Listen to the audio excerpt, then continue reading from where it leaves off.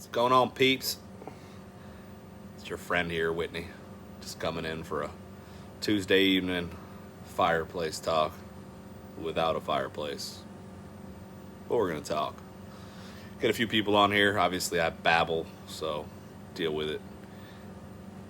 But I had a thought, and I was wondering, I'm definitely no lawyer or anybody who went to law school or tried to, or even tries to pretend to be one on TV. But I want to know y'all's thoughts on this. We're dealing with so many third-party estimates by the insurance company's vendors that are coming out and creating an estimate in which the insurance company is then trying to hold us to for whatever reason it is. Obviously, there's a lot of issues in the whole process, but that's not really the point of the video.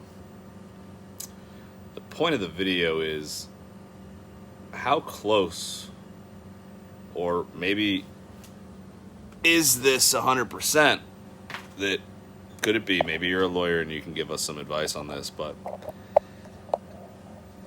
is third-party estimating not the insurance company just invoking the appraisal clause without giving anybody any notification or any ability to have their say and their party be represented?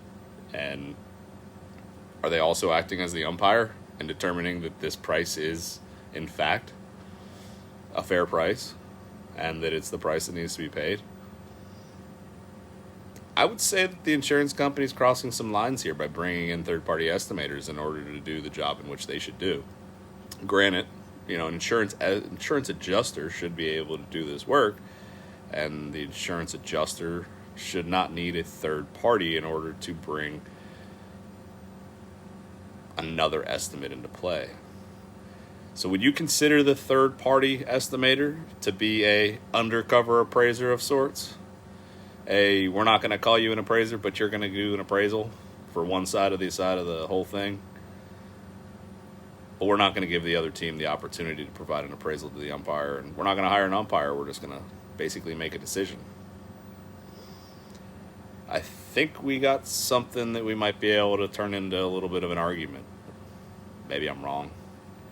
But maybe we can shut down third-party reviews and third-party estimates simply because of the fact that the insurance company is out of line and actually doing this. I think their right to inspect is there, but do they have the right to invoke the appraisal clause without telling you? Is that the case? Am I completely blowing things and turning them into something that they're not? I don't know. But I do know that the third-party estimating situation that we're dealing with, regardless of how it's done, who's doing it, why they're doing it, the morals behind it, screwing over your own fellow brother and sister in the industry, all that stuff's all messed up. But that's not the question here. Do you consider that to be single-party appraisal? Considering the fact that you don't get to have any choice on who it is that's coming in and creating the estimate. You don't get to agree upon with the insurance company on the party that's coming in and creating that third party. They get to choose whoever they want. And they're not even necessarily always from the same region as you. It could be from anywhere in the state. Some of them don't even hold the same licenses. I know Scott Peterson is dealing with some issues over on the West Coast that are somewhat similar to this with third-party appraisals or third-party appraisals. Now I'm calling them third-party appraisals. Maybe that's what we should just call them, third-party appraisals.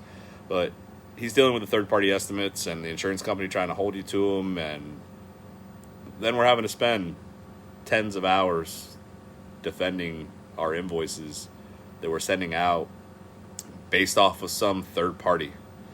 What's their experience? They spend an hour at most, maybe 2 hours on the job if they're going to do their due diligence. But they're not writing an estimate that's in the best interest of the client or the property. They're not writing an estimate that's in the best interest of the loss. They're writing an estimate that's in the best interest of the carrier, which is exactly the same thing that an appraiser that is retained by the insurance company would do. If an insurance company retains an appraiser, that appraiser is going to write an estimate that's most likely in the favor of the insurance carrier. 100% of the time. Well, say 95% of the time, whatever you want to call it. So what do you think, peeps? What do you think, peoples? All my friends and family out here in Norpland, Norp Nation. Am I onto something? Or am I completely batshit crazy? mean, we all know I'm batshit crazy. But I think I'm onto something here, too. So, let me know your thoughts down below if you're watching this live. Hello, Daniel, what's going on, man? Brian, how are you guys doing? Carlos, good to see you agree, my man. Mitch, what's going on? But anyways, got 10 of y'all on here. Hopefully you guys got the gist of what I'm saying. But to summarize what it was, I really think that the insurance company is crossing, or many insurance companies are crossing the line with third-party reviews. And I would go to say that they are borderline producing a one-sided appraisal and the carriers are acting as the umpires, forcing homeowners, property owners, and contractors to live with, or try to live with, or have to fight to get more than the third-party estimated amount. Dealing with it right now, $11,000. They're trying to say that the cabinets are some regular grade. Wood prices are up 300%. I increased the price on the cabinets 15%. Doesn't even cover the increase in cost that I'm incurring. And I'm getting a whole bunch of backlashes and stuff just from the fact of that, with plenty of F9 notes to back it up and plenty of MSNBC, CNN, wood.com. I don't care where you're getting your reports from, but wood is more expensive. Literally went to Home Depot today and it was $89 for a sheet of 5/8, which is absolutely absurd. So y'all are in this with me. So if you agree, let me know down below. Let's start a little discussion on this. Let's stomp our feet a little bit, make some noise, and let the people know that we don't really agree with these third-party estimates, and screw the whole idea of what's going on in the whole process. Let's get the third-party review removed from the process. Let's eliminate the third-party review simply because of the fact that it's probably not legal. Is it legal? All you lawyers out there, I know there's plenty of lawyers in the group. Is the third-party review legal? Are they crossing the line? Is it part of the appraisal process? Could it be misconstrued as the appraisal process? Should we as contractors be able to bring in our own experts in order to provide a secondary third-party review on our end? And then we can be the experts and we can stand behind their review the same way the insurance company stands behind whoever it is that they hire. Joe Schmo, the handyman that has a trunk slammer and rides around with all his tools in the backseat of his minivan. If you do that, no shame in the game. Keep on hustling. But at the end of the day, don't be coming and doing a third-party review on me. So, that's the issue. Jesse said he had a client today that actually asked him today if they should hire their own independent adjuster even. Deal with that all the time. Got neighbors telling their friends, my clients, to hire a public adjuster and all this other stuff. The question is, do they want to lose a percentage of the claim to a public adjuster? They might be able to get more money for it than you could have. And if that's the case, and they can justify it. But if you're writing an estimate that's similar to the public adjuster's estimate, who's paying the public adjuster their fee? I don't take it off of my bill. That's why I don't get a lot of referrals from public adjusters.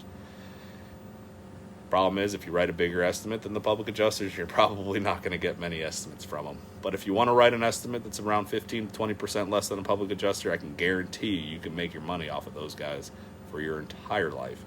Because, hey, their fee's covered, and they go to the customer and say, hey, we're not going to charge you anything. We're going to get it all taken care of, yada, yada, blase, blase, blase. So remember, people, there's a lot of weird shit we deal with in the industry, but let's get rid of third-party appraisals. I said it again. Third-party reviews. Let's get rid of third-party reviews. My man over here, the ghost. It's just creeping on me, scaring me. If we can't get rid of third-party reviews, we'll just start taking all the insurance adjusters, sticking this helmet on their head, making them work in that helmet for 8 hours a day, which is a nice helmet to work in, by the way. Let them know what we actually go through to make the money we make. Maybe they'll have a little bit of a different understanding of the fact that we bust our asses for our clients in order to put them back into a pre-loss condition. So, with that being said, I hope everybody's having an amazing evening.